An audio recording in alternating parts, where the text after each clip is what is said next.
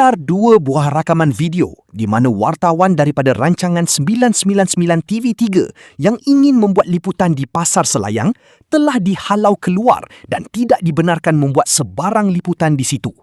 Menurut pempengaruh AWI MBR, pihak wartawan sebelum ini bersama pihak imigresen ada menerjah Pasar Selayang tetapi tiada kelibat warga asing di situ kerana disyaki ada tali barut yang cuba melindungi mereka. Menurut seorang lagi individu, beliau berasa hairan apabila pihak wartawan TV3 dihalang membuat liputan di situ, sedangkan di negara Palestin yang sedang berperang, tiada sebarang halangan buat para wartawan yang masuk ke situ. Tiularnya perkongsian ini telah meraih perhatian para netizen. Menjengah di ruangan komen, pelbagai reaksi diberikan oleh netizen mengenai perkongsian tersebut. Tanpa membuang masa, mari saksikan video ini. Wartawan kena ni wartawan kena halang buat kerja. Wartawan TV3 999. Ni wartawan tau, wartawan bukan influencer. Wartawan kena tahan buat kerja. Kat mana kat Selayang? Rakyat Malaysia. Wartawan international pun boleh masuk. Tempat perang pun wartawan boleh masuk. Tapi dekat Selayang wartawan tak boleh masuk.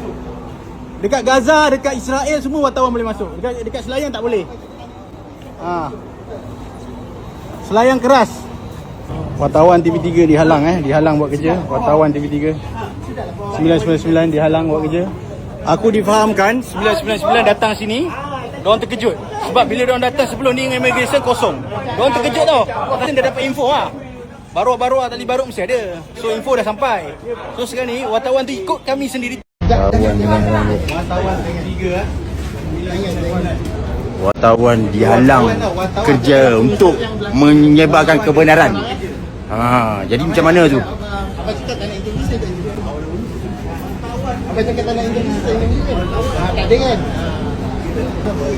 Tempat bebas tak boleh masuk. Wartawan dekat Palestin pun boleh masuk. Tempat berperang pun boleh masuk. Dekat Gaza, dekat Israel semua wartawan boleh masuk. Dekat Selayang tak boleh. Abang cakap tak ada. Saya tak masuk.